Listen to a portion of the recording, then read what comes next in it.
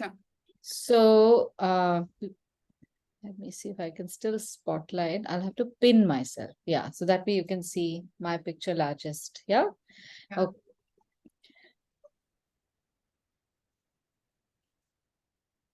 Okay, so today I want to start off with materials which are slightly dull, but they have very subtle shadows and subtle highlights, not uh, not stuff that is too shiny. So this becomes a little easy to sketch in the beginning. I have shared some images which are white Yeah. objects and some images which are a terracotta color. And there are a Mm-hmm. few more which I'm going to add. So what Okay. I want to do first is I'll just speak about the images that I've shared. And we Yeah. will first start off with just creating loose sketches of these images. Okay. So this is, I think, a glazed ceramic pot, but the glaze is on white, so you can hardly see this. And then you have an unglazed, maybe historic earthen pot. This is glazed on the inside, so you have a little bit of a highlight over here, but the outside is raw and rustic. And this one, I'm hoping that we can make a more abstract illustration of objects. So there are a few Mm-hmm. weird highlights which we will change to our convenience. Okay. Okay, so I'm going to show you how to go about this loose sketching bit. So I want Mm-hmm. you to just see how this works. Okay. And I want you to focus on how you're holding the pencil when you're doing this. Mm-hmm. Normally, when we write, we hold the pencil pretty close and we make very short lines. For the sketches that we're doing today, we'll be holding the pencil far away and we'll be making longer shapes. So at no point Okay. or very few places will you be required to make lines less than maybe 2 centimeters long. Okay. Okay. The images that we are making are not going to be too large. They're just going to be about this size. And I'll show you on the paper. Okay. You should be able to fit all the 4 pots in half the page. And don't make them too big. Size Okay. here is very important because if we make these too large, Mm-hmm. we need to furnish a lot more detail.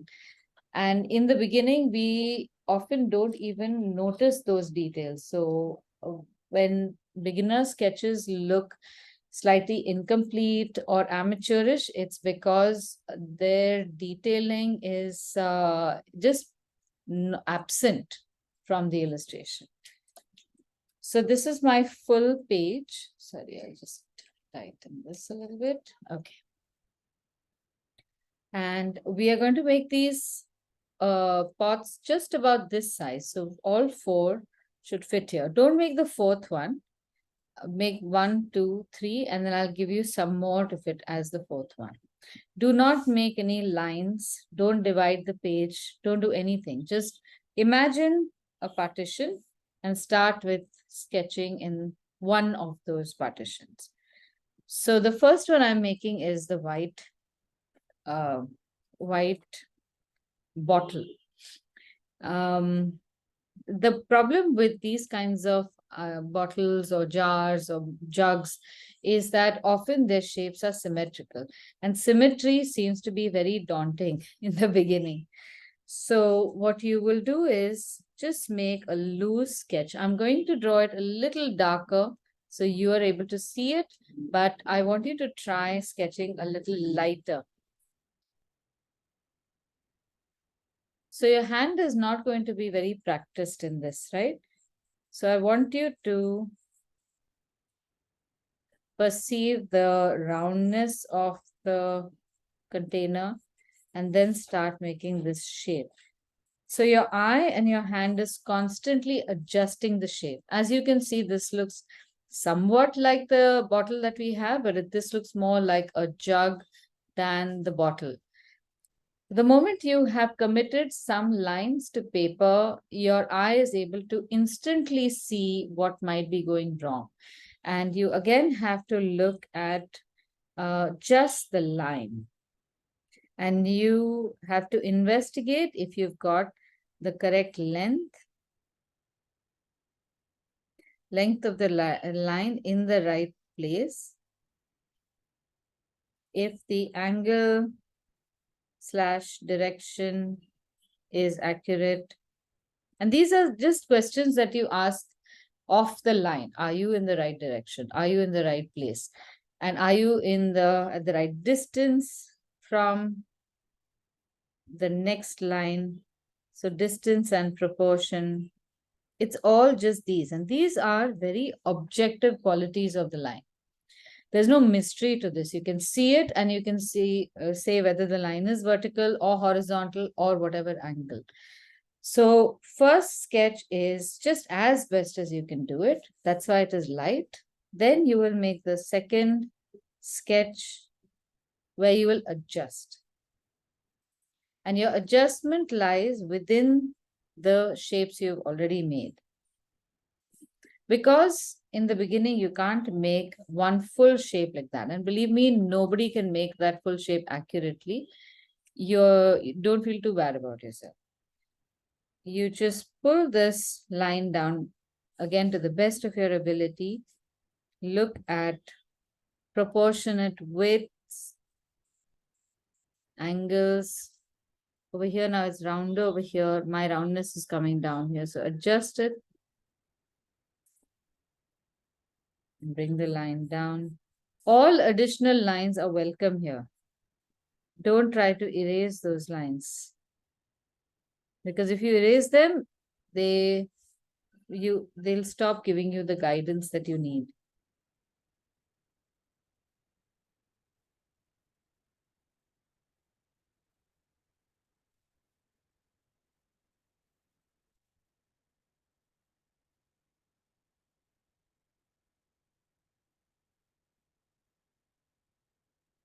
Okay. And then whatever shape you are comfortable with saying, I have done all that I could, you arrive at that and then you start shading.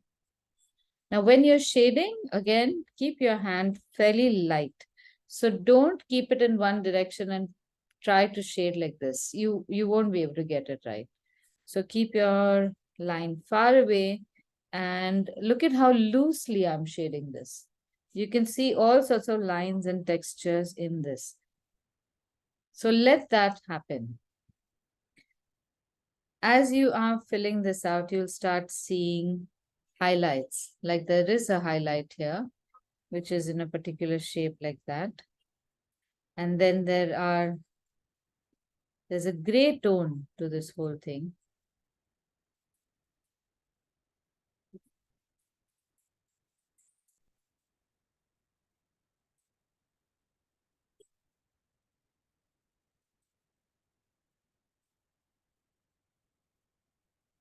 So this way you are just blocking the space, blocking that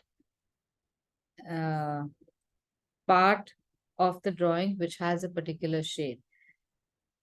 And in similar manner, then you can also make the cork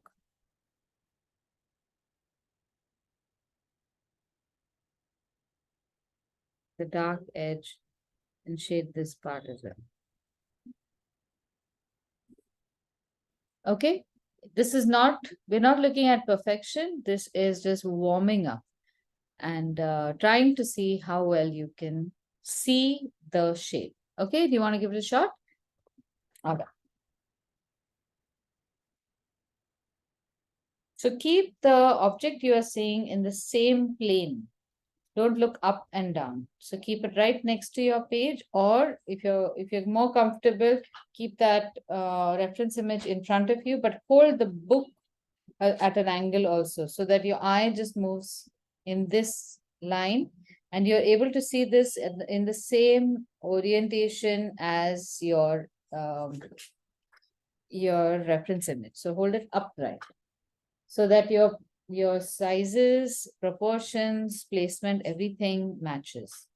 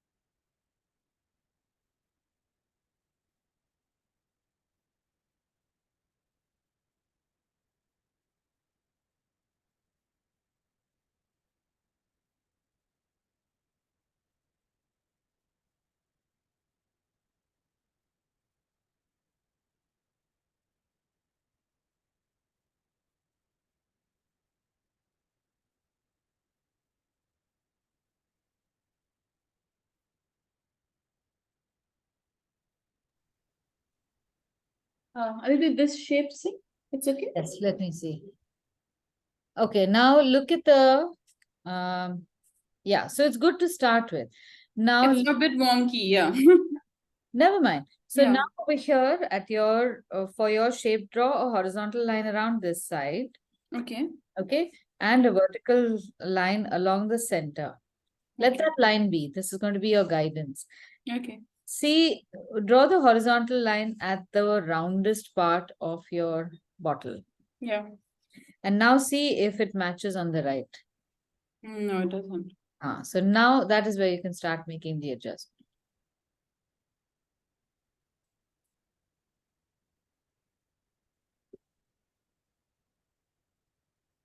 So these are something that even if you're making a digital illustration and if you're drawing a line, they would draw this shape and then you can mirror it. And Okay. you will still have to check with the real image to see if that matches. And even within a digital image, they will have to make minor adjustments for it to look accurate. At any point when you're using your eyes for this, you will have to make it like that. Now, the only people who can make it absolutely identical will be the potter, because they are holding it only on one side, right? So they have to just maintain that position, and the pot automatically becomes either rounder or straighter in that position.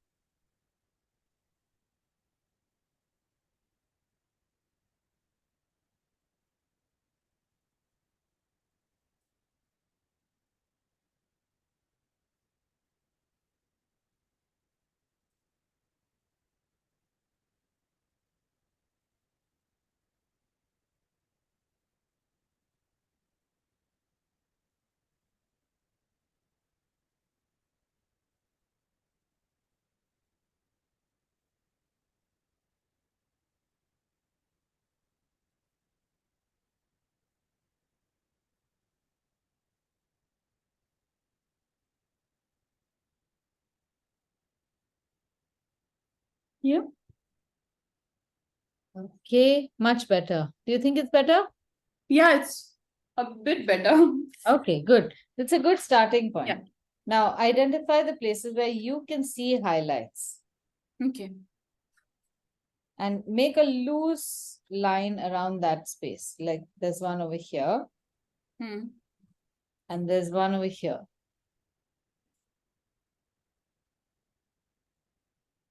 Okay, I'm going to just close my video for a second. Yeah.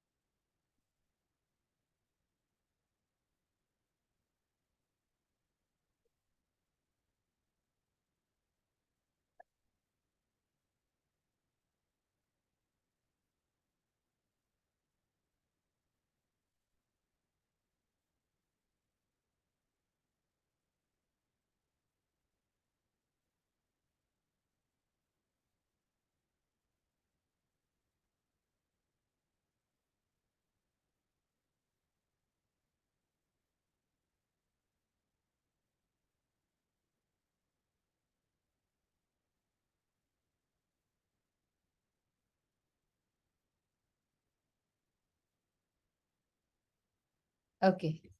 Yeah. Let's see. Okay, looking good, looking good. One second, I'm just gonna pin it so I can see the details. All right. Okay, so don't worry about the shape. I am looking at how you are controlling the shading, the dark and light shadows. Yeah. So I'm going to give you another exercise now Okay. where we are going to sketch what's called a chiaroscuro. I think, have I spoken about this during our? In I think so first, second class we had Yeah, done it. correct. So Yeah. we're going to repeat that thing. Okay.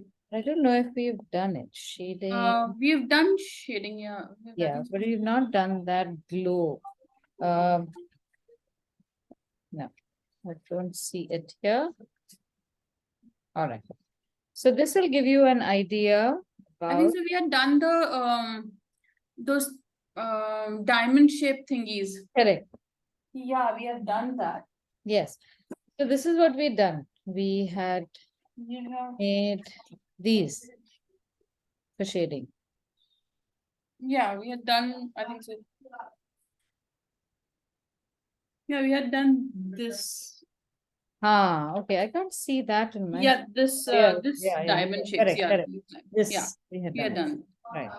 So let's repeat this exercise once so that you can warm up your shading hand.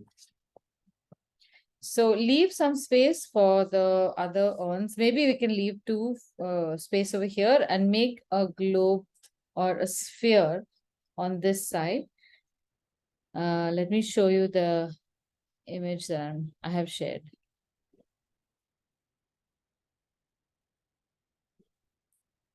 Now this is a digital image. This is not a real image. And the next image is a real image, but it's got all this text around it. So in the digital image, they've tried to, wait, you know what? Let me just send you something that is real, not digital. Makes no sense. Give me a second.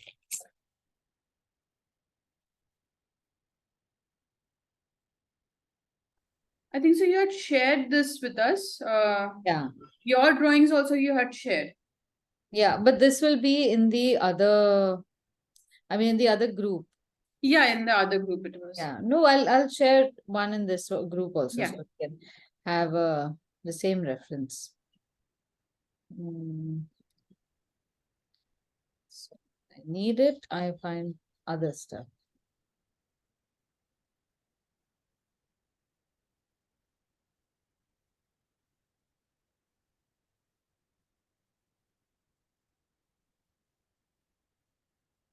Okay.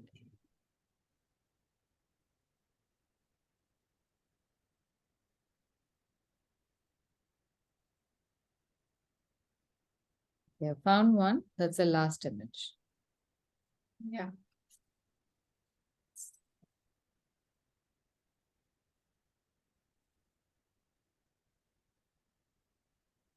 Okay. So we're going to try and draw this and shade this sphere. Don't make it larger than this. Just about so much is enough. Okay. So when you're drawing the circle, remember to hold the pencil far away enough and draw it with 2-3 lines. You may not get the perfect circle in one go. So we are going to have multiple lines and multiple shading over here.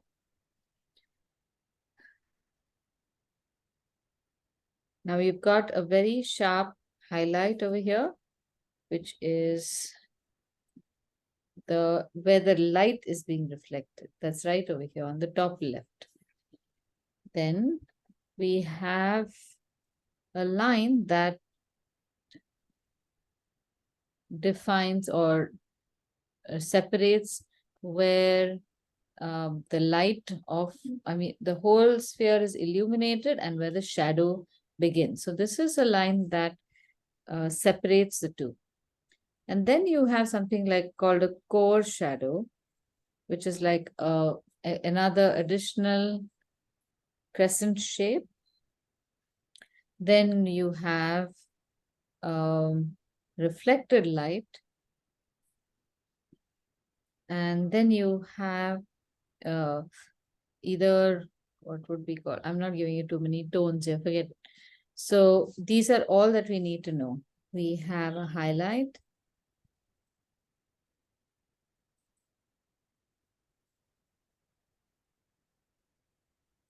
Then we have this can be called, this is called a terminator. The line that divides the illuminated space and where the shadow begins. The shape of the crescent shaped light is called the core shadow. 1 second, there's someone at the door.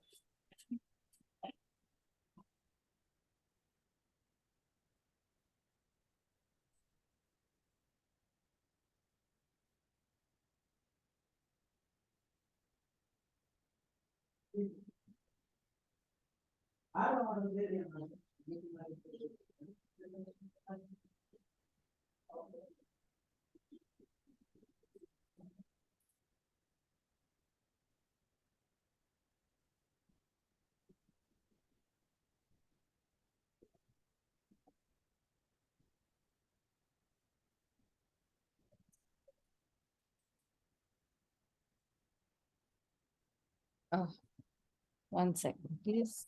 Yeah.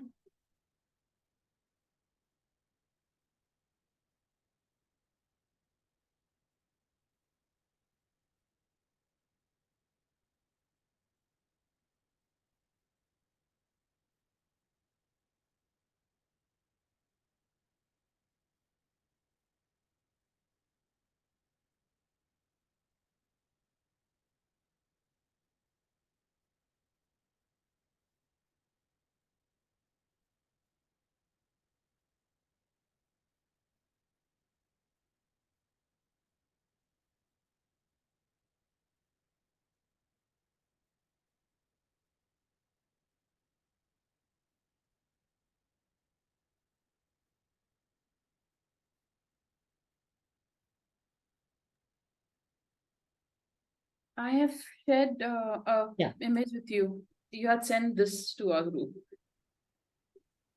Oh, really? Okay. Yeah. Correct. Yeah, these few images you had sent. Yes. This is from Yeah. the, yeah, correct. Okay, so they're similar. Yeah. The fun bit with this exercise is that you can do it any number of times depending upon the light. So The angle of the light and the intensity, I think so. yeah.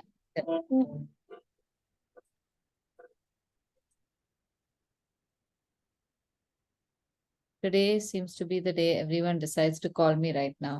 Not a Nobody problem. calls me the rest of the day. Okay, so now how I'm shading this is I am putting down the lightest tone on the whole sphere or circle. Okay. And on the highlight also you're doing this? No, so I'm leaving the highlight portion, Okay. but I am shading everything else, even the illuminated portion. So there's something that's illuminated, Yeah. that is the where the light falls. Yeah. Now that is called the form light or something, and I don't want to use those technical terms because they're really crazy. Yeah. So this is the part that receives the direct light, but you know what? We tend to forget all these things. So the part that is illuminated and part where the shadow begins is good enough for us. And also the bottom part. So now this whole thing is shaded, the lightest shade I can make it. Now it's also important to remember that I'm going to keep changing the direction of my shading. Okay. So right now my shading is done in one direction. This is about, maybe if here's the horizontal line, I'm at 75 degrees. Okay. Now the next one, I am going to shade the core shadow. This is the shadow part we are doing, right? Right, but only this crescent, half crescent shape here. Yeah. As you see it on the picture. So I'll make it like this. And notice that I am shading with vertical lines. See, this shading that we're doing is not going to be really smooth shading. So Okay. your lines are going to be visible. Those lines will eventually go. But before that, we can still start studying light and shadow. And then we will come to the side and with a very light hand, blur the line between the two different shades. Right now you see it's a very sharp line. So you blur it by making a light application of your pencil along the edge.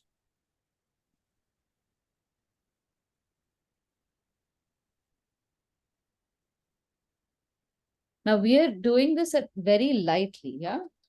So we can keep increasing our pressure and increasing or deepening the tonal value. But we are going to do this very slowly and keep adjusting it according to the neighborhood that we are populating.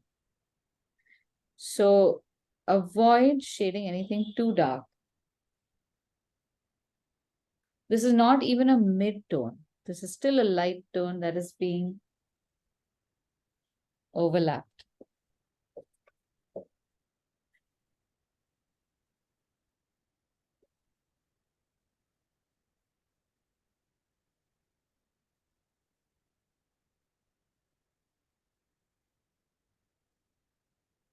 Now proceed with just this overlapping in the right areas.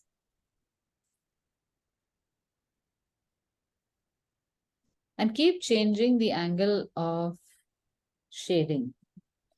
So in some places, if you see it right, you can also shade it in a contour shape like that, which goes along the edge um, of the circular sphere.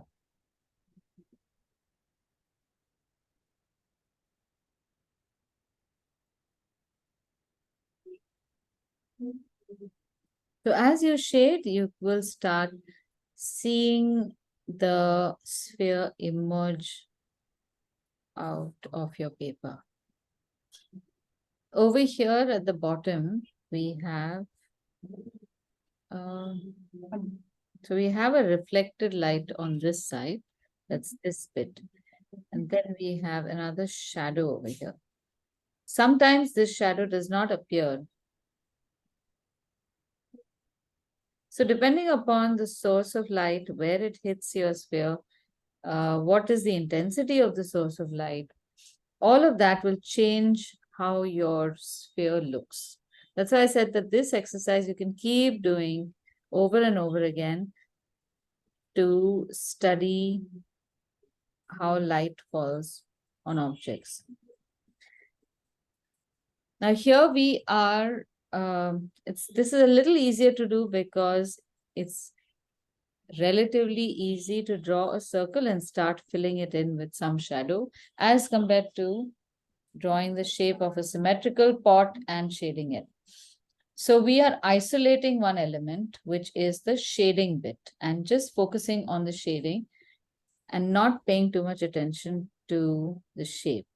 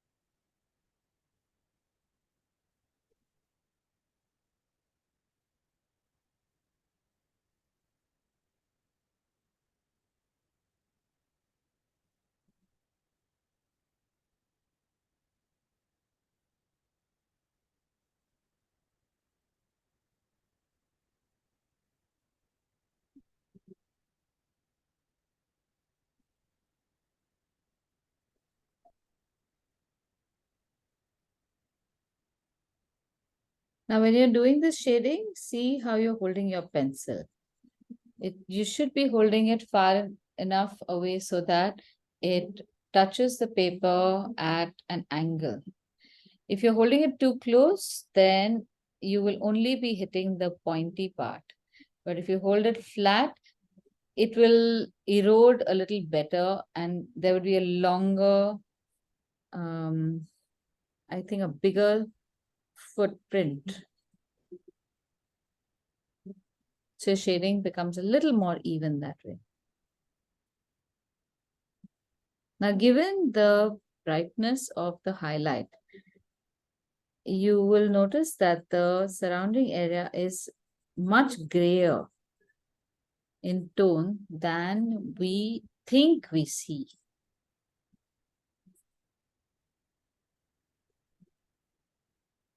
If that weren't the case, then the highlight would not even be visible, right? Yeah. So we perceive this as a white ball, and in our heads, that's why when we're shading it, we often tend to shade much lighter than it really is. And then when you start putting in the gray tones, you can start seeing that in order to make that highlight really pop out, you should be making the area around the highlight much darker. And then once you've made that, you realize that you need to make the shadows much darker. So there is this constant adjustment that you have to engage in.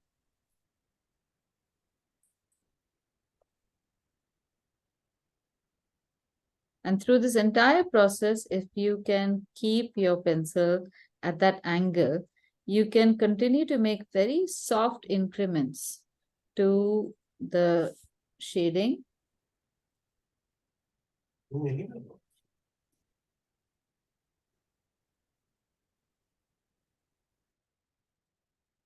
So that it starts looking more and more seamless.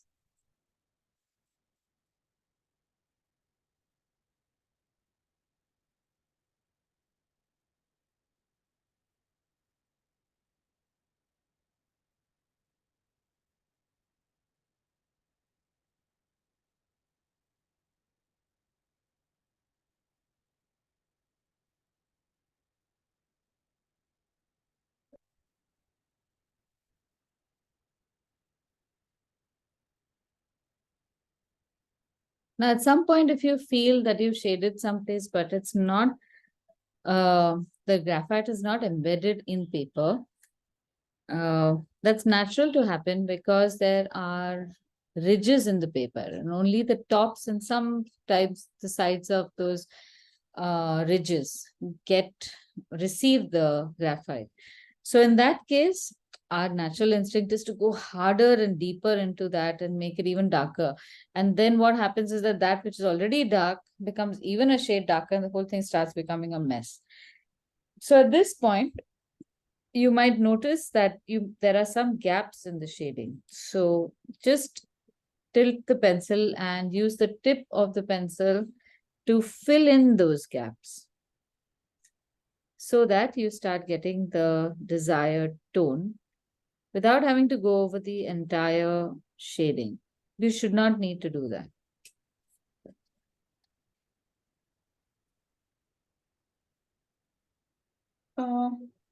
It's too stark a difference, no? I need to blend it more. Correct. Now you just need to blend it. So the blending bit, Yeah. you've got it right in the correct positions. So just at the edges, you can start putting in a light tone. Don't make it dark. It has to be light and it has to be built up to match the shade that you have made.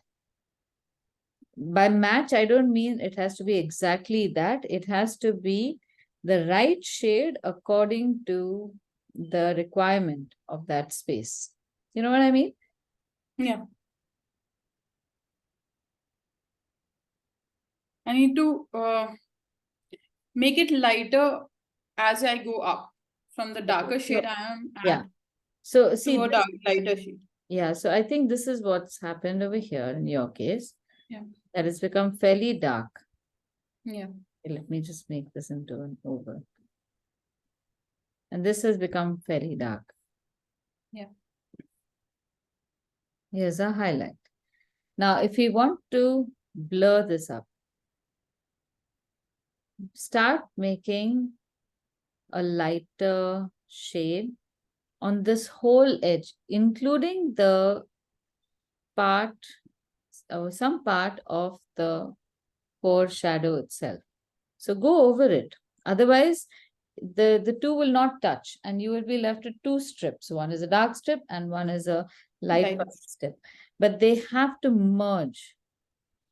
So even if I have very crudely shaded this, I want you to see how by this lightly overlapping the whole area, I'm able to create almost a smudged look. And because we're working with the lightest tone, towards the edge, it's going to remain light. And in fact, it can go into the illuminated space in that same tone so that the highlight stands out. And in the rest, you can continue to add more graphite to change the tone to what you need it to be.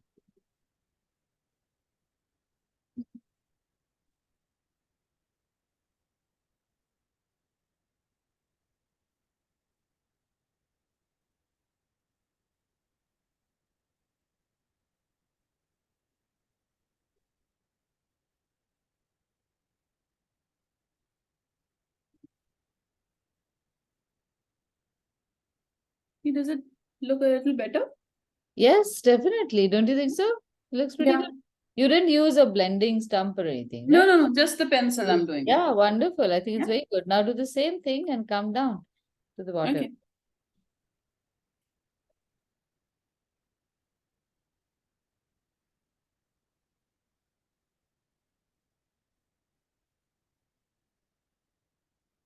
And then when you're comfortable, then start making the shape of the shadow. So this is called the cast shadow.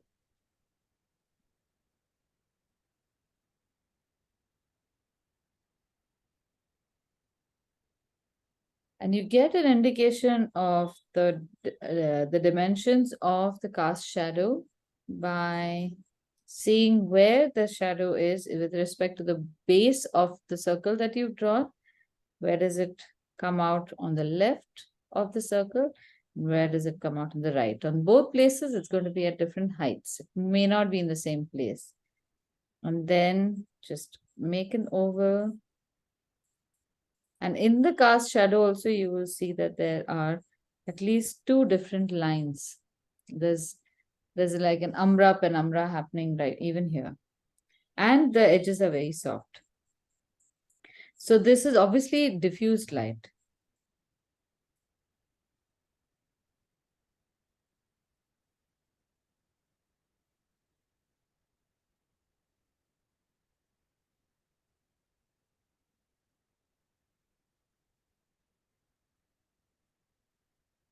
We'll do the same thing first, color the whole thing a light shade Yes. and then make it darker. Yes. And literally go from one area to another area and see how it's slightly different. See, because now this edge on the bottom right next to that, it's fairly light. Light, yeah. Yeah. So don't make it too dark over there. Then there's a reflection within the cast shadow of this sphere also. Yeah. Yeah, so that part is dark, but it does not come beyond this point. It's too light for us to notice. And that shape is also not entirely dark. It starts out dark just at the Dark base, base. and then it just merges. It becomes invisible there. So lots of things are happening over here.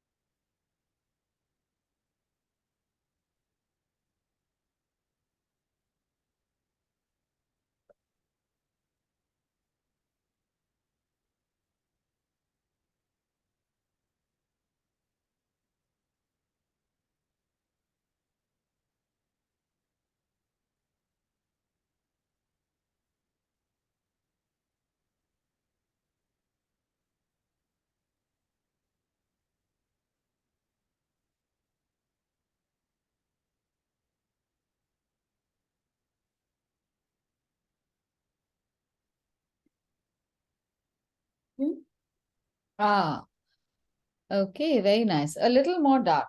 There aren't Okay. white patches. Make it a Okay. little deeper. Little more dark. Yeah, yeah. And even the edges of this reflected light make Mm-hmm. them a little fuzzy. So Okay. this reflected light can be much duller than, um, say, much duller than this section also.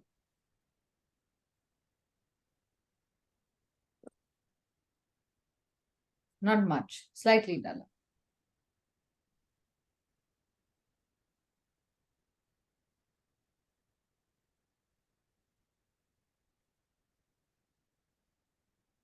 Yeah. Okay, yeah, much better. So you can work on this after some time. You will Yeah. see what I mean by making this patch duller. So Dull. right now we'll, Actually, on the screen, I'm seeing it. It's looking light, but yeah, as I see it with my eyes, it's looking dark. So that's the yeah. difference happening. Okay, no So problem. yeah, It's at least it's on the right track. All right. yeah, Now let's try drawing these other shapes. So the terracotta pot, the yeah. pots, we'll just draw small versions next to each other over here and Mhm. keep them light. I think we can paint these. I'll show you how to paint Okay. these also. So one technique is to make all the shadows in pencil and then do a wash, a neutral Okay. wash. So we'll try doing that first. I'm making this about so big. Our bottle was tiny and I have more space here, so I'm making it bigger. Now, if like we did earlier, make Mhm. your oval and figure out the direction of these lines inside. So assume that this edge corner where the line begins is the center of a clock face, and the straight line would be pointing towards 6, horizontal line will be pointing towards 3, and then you have the arc, and on the arc you have 4 o'clock and 5 o'clock. With respect to that, where is the line pointing? Is it 5 o'clock, 6 o'clock, somewhere in between? Same thing over here. Is it 7 o'clock, 6 o'clock, somewhere in Uh, between?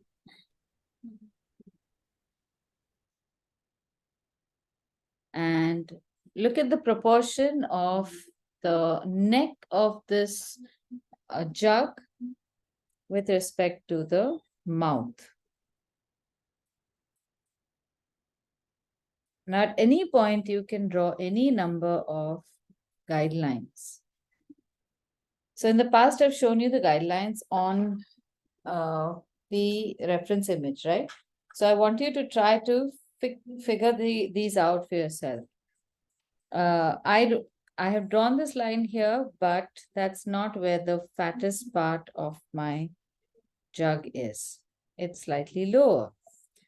The height of the bottom is about the height of the neck to what I see as the other side of the jug. So I'm taking this and giving myself a tentative mark somewhere over here at the bottom. And I think it can go a little fatter. So whenever you're faced with curved lines, you can break them into straight lines like this. It's much easier to draw straight lines first and then convert them into curves. The presence of the straight line also helps us to visualize complex shapes easier.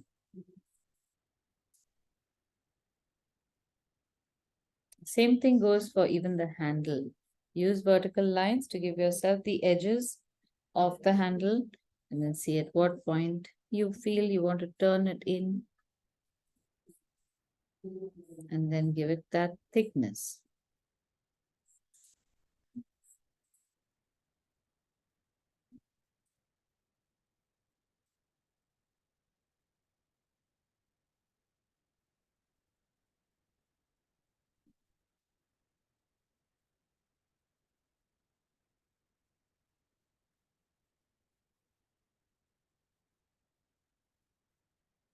Okay, was this a little easier to draw? No? Okay. I'm trying to. I'm Do still it. Do trying. it. Take your time. Make all these lines. Make the adjustments. You'll get it.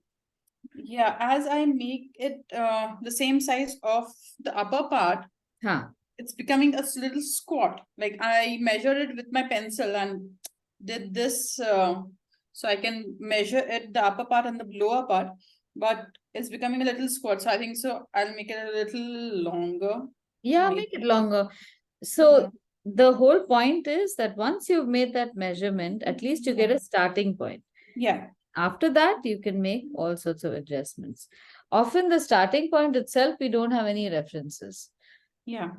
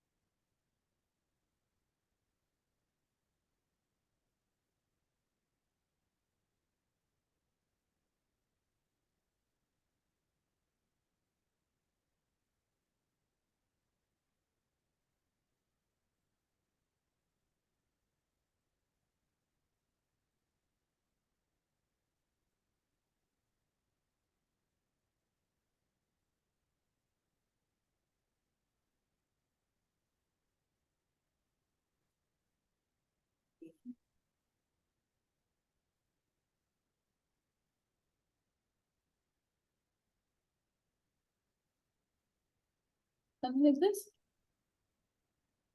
Okay, yeah, looking good. Looking nice. Yeah, we'll go with this. We'll go with this. Okay, now you'll start seeing more details in the jug.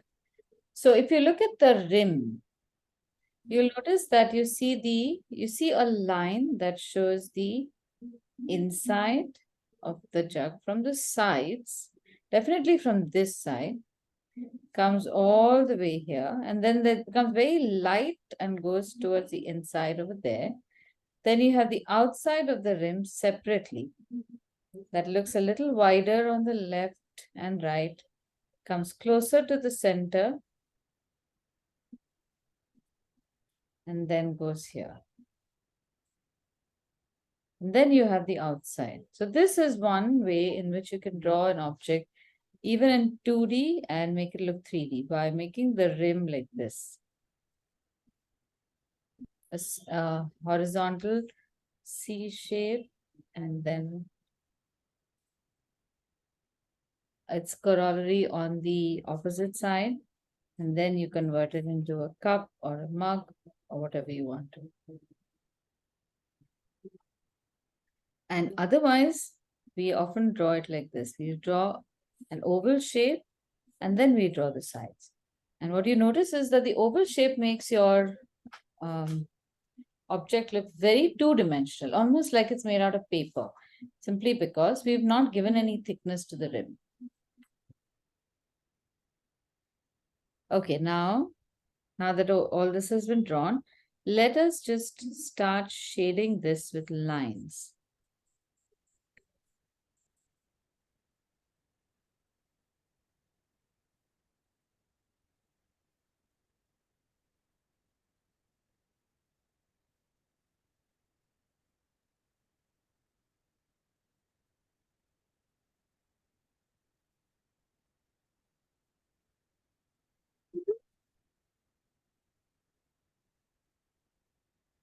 As you're shading also, other things will reveal. All these shapes, keep an eye on them. Are they in the right place. I feel like I have made the handle much lower on the left. It can go higher.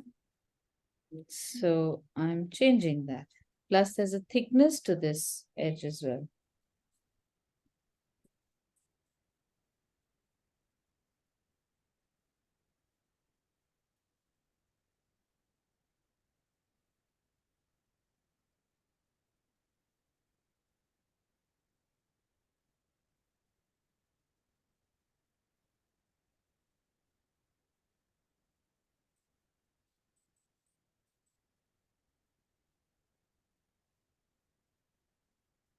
So see how I am just increasing the tone of that space by drawing some lines. Just draw it like that. Don't try to make it too smooth.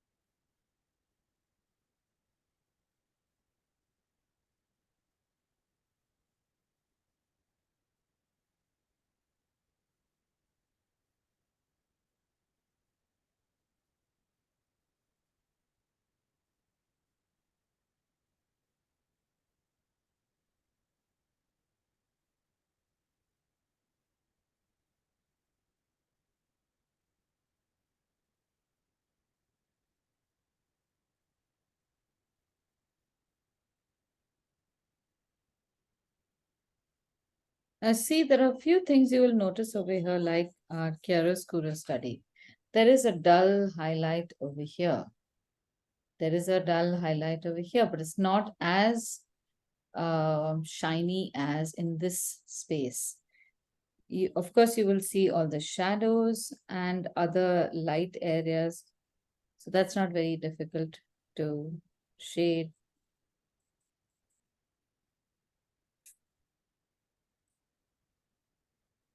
But the point of doing that chiaroscuro exercise is you start noticing subtle differences in light and shade. And here, there's also a difference in the shape on the top. It's much flatter. The center part over here has a little lightness. It could be either shadow or unbaked terracotta. There's lots of possibilities. We see what we draw. We don't think about why it is the way it is.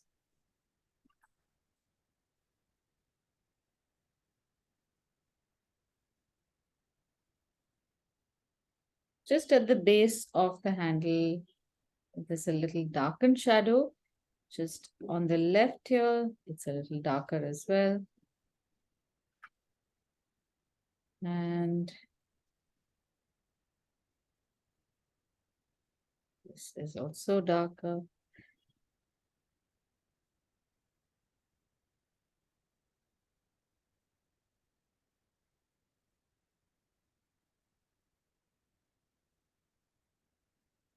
And other places where again the baking of the terracotta has made it slightly deeper, make those extra lines so that that space looks darker, crudely enough, but still dark. Now, once you have made all these on shades or tones in pencil on a drawing, if you want to color it up, you can just put one wash or some washes of different colors and your illustration becomes pretty complete. There is a fuzzy shadow at the base, which we are going to paint. We won't draw it. And we are going to paint it in a light cerulean color So automatically it will look fuzzy. Yeah. Shall we start painting? Yeah. Ah, This. nice. Yeah, one second. I'm going to just pin it so I can take a closer look. Yes. Okay. Now do a little bit of shading on the bottom left here. Okay. Yeah, the center over here, these two are two separate. Mm-hmm. They need to merge a little bit into the bottom left Okay. shape.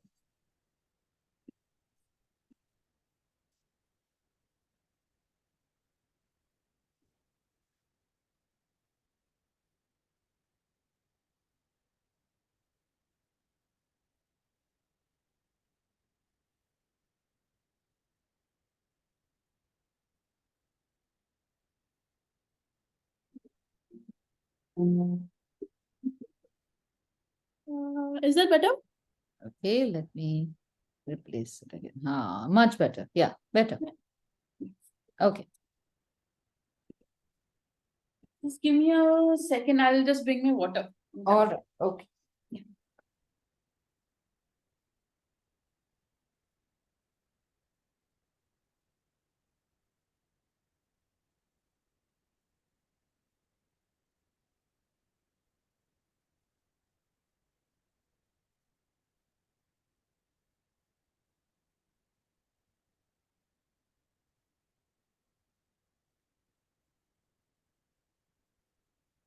Yeah. Okay. So since we have painted this in a relatively crude fashion, drawn it in a crude fashion, we're going to paint it also in a very easy coloring style. So I'm not going to mix colors to make them look like the object here. I am hydrating my yellow ochre and light red. And I'm just going to put it on the paper, probably even wet on wet, and let it just do its thing. So just observe this, Livia, before we start painting. Use a medium-sized brush. This one is probably a 4 or a 5 because our illustration is not too large. And you want to control the paint. I'm dipping my brush in the yellow ochre as well as the light red. And I'm going to paint first in the foreground. And I'm going to spread this paint with water.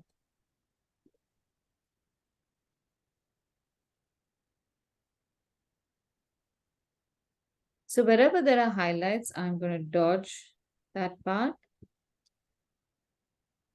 This is water again.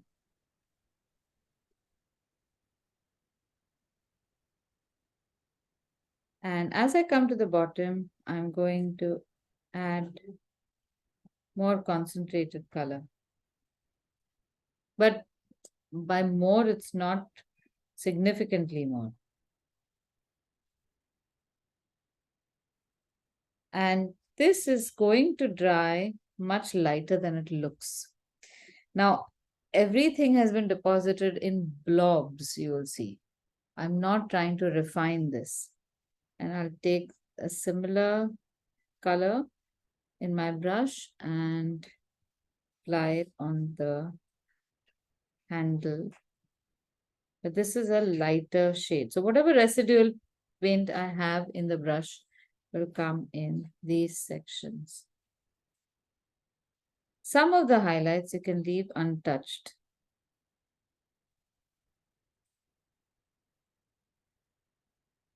Whatever remains organically. And then after this has dried, we will go in for a second application.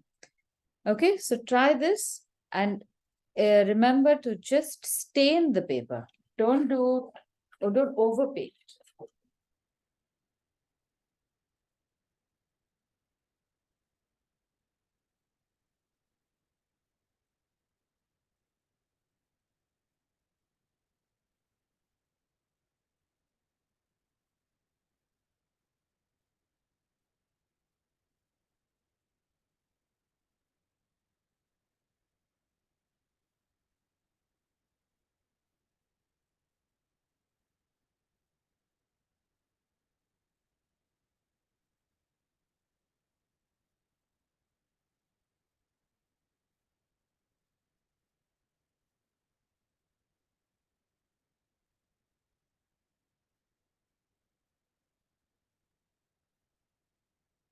At any point, if you feel you've taken too much paint, it's in the wrong place or whatever, now it's done. Just let it be. Okay. Don't try to adjust anything. Don't try to dab and remove or whatever. I want you to just finish applying paint in about 5 or 6 strokes and be done with it.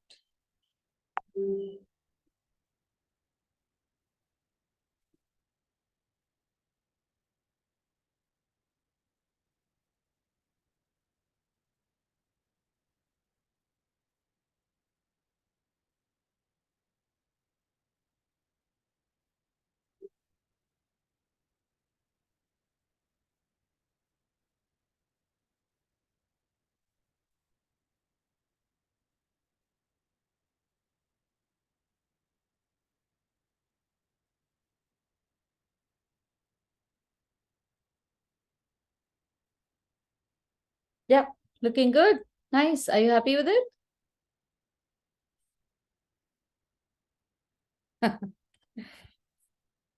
Okay, now let's leave this to dry and let's try drawing the next jug. Now you should be able to draw it a lot better. But this jug now, we won't do any shading. And I want you to try and draw this with uh, with a certain casual line. So let me demonstrate. We have an oval shape, then we have a spout. Yeah. And then we have the neck. So I am making very light lines over here as guidelines. And then I have the handle.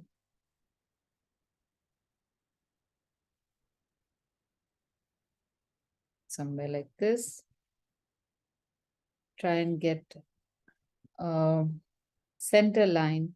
And then on either side of the center line, you make the base of the jug.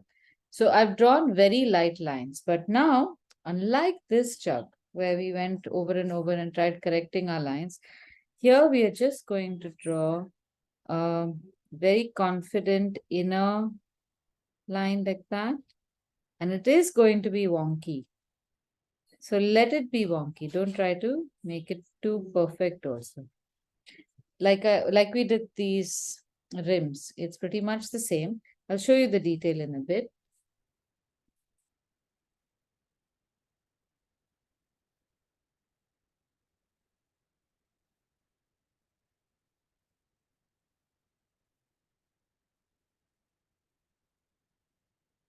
Draw a quick line and let it be imperfect. It won't matter.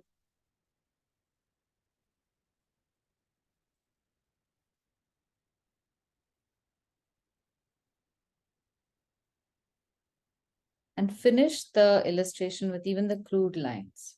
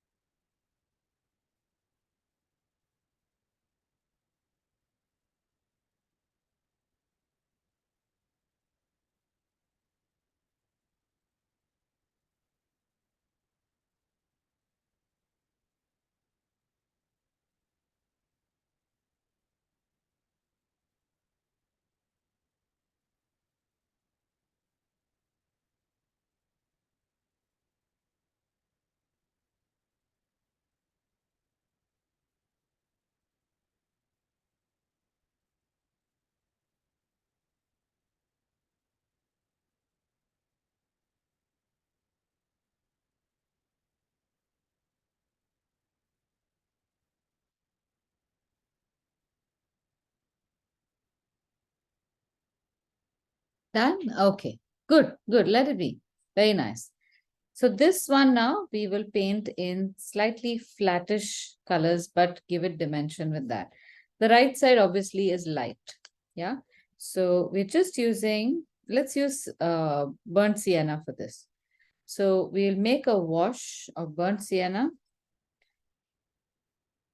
paint it from the side, leave the top of the rim unpainted, and paint the left side of this jug.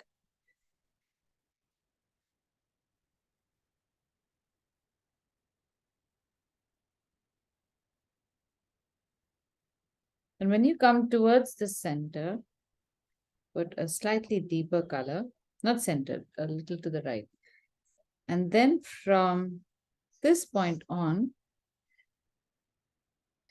start adding a little bit of water. So I'm just dipping my brush in water.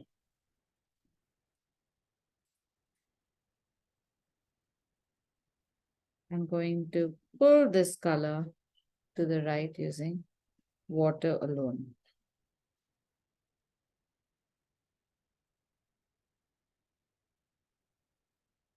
And when you come towards the extreme right, wipe your brush a little bit, take some water and spread it out.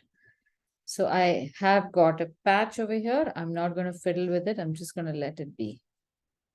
And do the same to the bottom as well.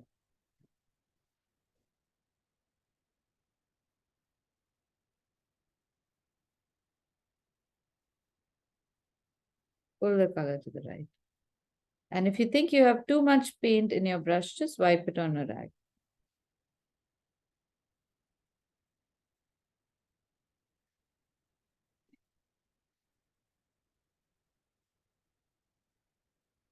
So we need to recognize that watercolor does this amazing thing, the blending of colors or the merging of colors, and that has to remain for the, oh, I can't believe this. Another call. For the handle again, it's the same. This time, just leave a little bit of the edge on the inside free and paint the outside edges like this.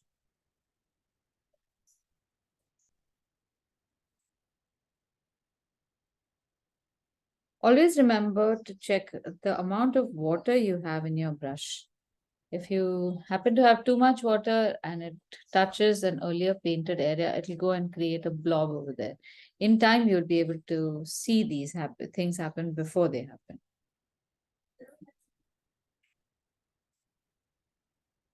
So here I want you to see how just leaving a section unpainted also gives it a very interesting three-dimensional look. Now, the rim has an edge, so the inside of the jug is protected. And if we turn this around, we have a highlight that is like a triangular shape over here. I'm going to leave that unpainted. And the section over here on the left, again on the opposite end of where we had shaded on the outside, that is where it's much darker.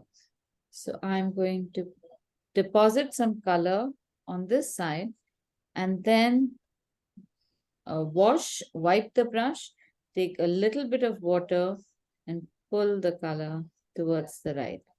As I pull the color, some of the paint comes in the brush, so I have to keep washing the brush and pulling that color till there's very little paint left in the brush. See? And now check if you have enough paint, otherwise replenish and take the excess color into the spout. But even in the spout, it's not fully dark. So the darkest section is only here.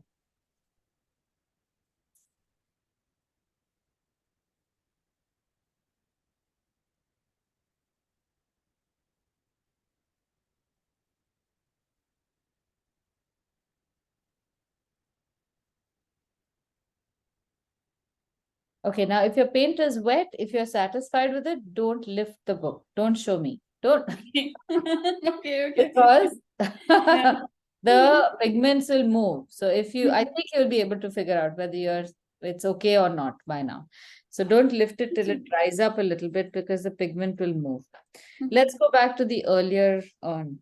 These textures will have automatically created a weathered look on Yeah. the jug. So our purpose is achieved.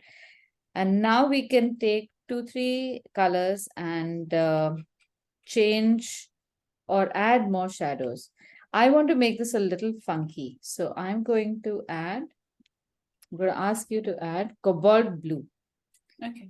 Okay, so it's this consistency of cobalt blue and very little in the brush so that it does not dislodge the earlier paint. And what you'll do is just make a careful stroke by pressing the brush down along the edge, the vertical edge, and here. Don't do too much of it because you don't want to dislodge the earlier paint. I'm removing some paint.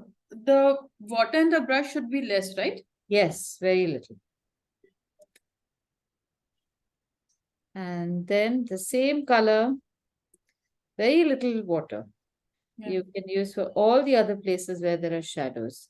The color is also not too dark. Huh? Yeah. So the blue tone completely changes when it comes into contact with the brown color of the jug. And it doesn't remain blue anymore. And like we did the pencil shading, you can keep, as it dries, you can keep adding a slightly dark sliver of paint in the right place to create more depth.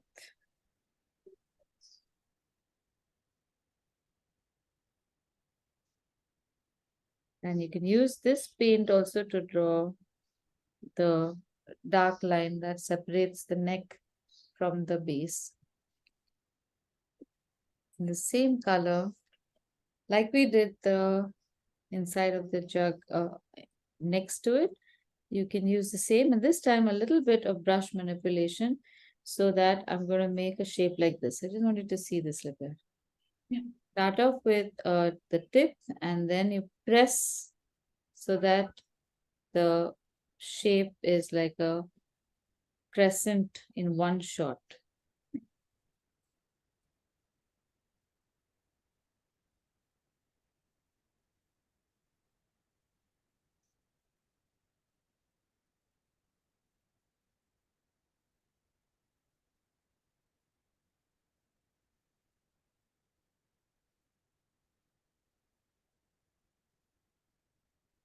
And after this is done, you can take a cerulean blue, wash, again, very light wash, and place it. Start with placing it somewhere here.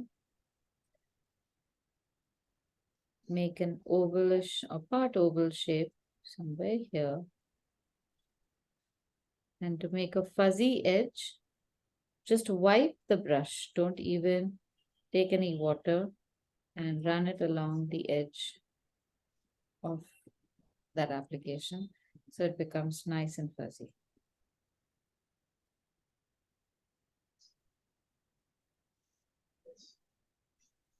That's it.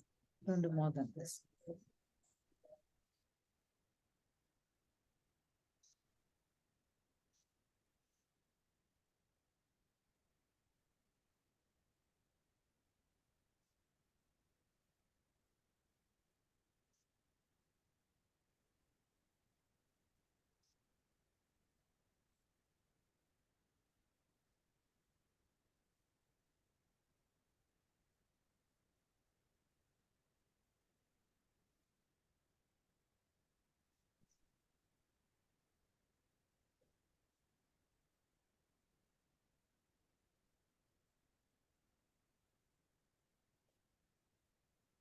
Ah, very nice. It's looking great on screen. Thank you. Very nice. Okay. Good. Yeah. The other check is also okay, no? This one? Yeah, that's also looking very nice. Okay. So this one now we've used a single color, burnt sienna.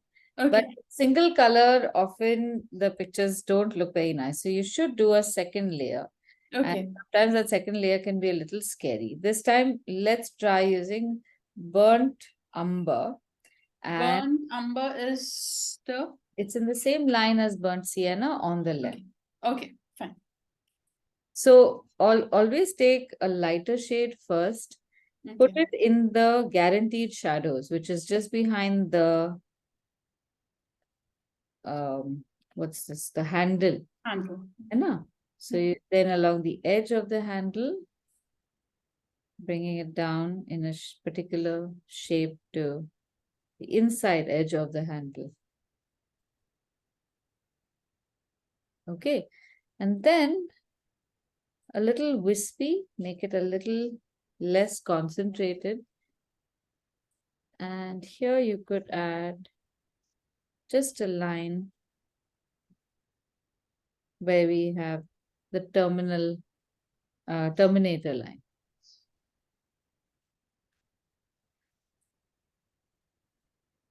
Now it's important to note that this is going to definitely dislodge some of the earlier paint. Yeah. So don't panic, that is going to happen.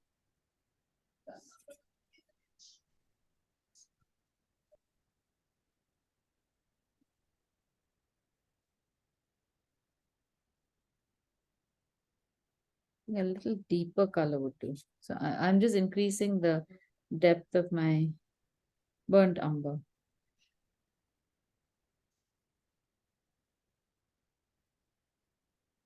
Now my edge on the left is becoming too stark. So again, the same technique. I am using a damp brush to just run across it so that it's not as sharp anymore.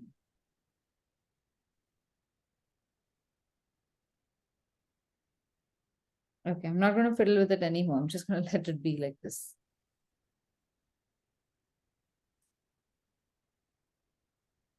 And now for some drama in this, we can also put a shadow over here by first making a shadow on the left where it's not touching the urn or the jug at all, making it nice and diffused.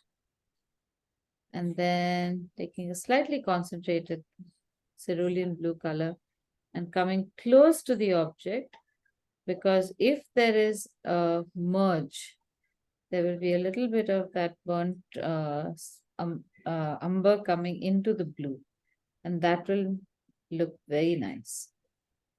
That will make the shadow look very dramatic. But if we started from here, then we would have dragged this color into the lighter part of the shadow as well, and we don't want to do that.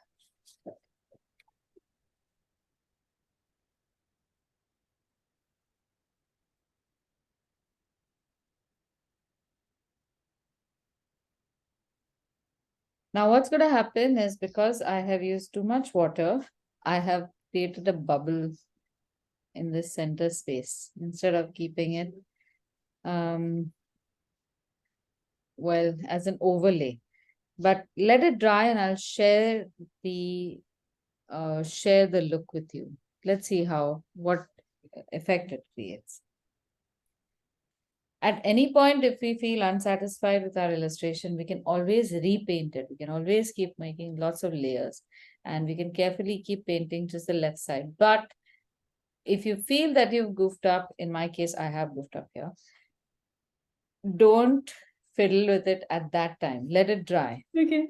See. Ah, very nice. Okay. 1 second, let me check it. Oh, lovely. You did it. Very. Watercolor is much better than pencil. Pencil doesn't. I'm not sure with pencils. Watercolor, I'm a bit comfortable with watercolor. Yeah, evidently. Yeah, Very good. it's looking nice. Nice, nice, wonderful. Nice, yeah. Only I could make these edges quite clear, the highlight ones. That's not clear. Rest, I think so. Okay, the rest is okay. That's good. That'll come in time. So now that you've identified what was the problem, you Yeah. could probably next time you just know where you need to be a little careful. So you might be able to Precise. maybe use a thinner brush to draw That that might be. part or something like that, and it should work. Mhm. That's this is such a looking so nice. The blue on the brown. It looks so nice. It looks a totally different color. It does, yeah. That wash is such a beautiful wash. It looks So what happens is we see color very differently, and when we see depth and shadows, we in our head think of it as a deeper shade of the same color, whatever the body is made out of. But shadows are often not that. Shadows depend upon the color of the light. So shadows in daylight look different from morning to afternoon to evening. The shadow that it casts of anything will look different according to the time of day. Shadows will look different according to what is the surface the shadow falls on. So if the shadow falls on a road, if it's a tar road, the color of the shadow is different. If it's a cement road, the color of the shadow is different. But in our head, we just see it as gray. gray, yeah. True. But very rarely are shadows gray. Okay. Okay, Yeah, that's so good. and actually making the shadows a blue color looks nice, really nice, because we think of it as a gray shadow. It But does. And yeah, in a painting, gray just totally kills the painting. It just makes it so drab and boring. yeah, And also, we overwork the shadow. We think that the more we work on it, the more fine it will become. And it just starts becoming a mess. yeah. Cool. Very That's nice. Good. So now, through the week, now what you could do is look for images of terracotta, yeah, different kinds of things. You might find pairs of pots, you might find just even flower pots. yeah. It takes simple shapes. They don't have to be very complicated. They don't have to have texture on it. So choose your range and just make a series of small pots. Don't Okay. even make them too big. Yeah. Any place where you make it bigger than 3 inches, you'll have to start using a 10 number brush. And then that totally changes the game. So Okay. keep it small. Small. Fine. Okay. Cool. Okay. Okay. Great. So I'll see you next week. Next week. Yeah. Next All week will be what? Next Will week, I'll be doing shiny objects. So okay. these will be reflective surfaces. So we'll do something like Glass, bronze or silver, something like that. Yeah. Okay. Okay. Thank you so Okay. much. Yes. Enjoyed the Bye. class. Thank you. Bye.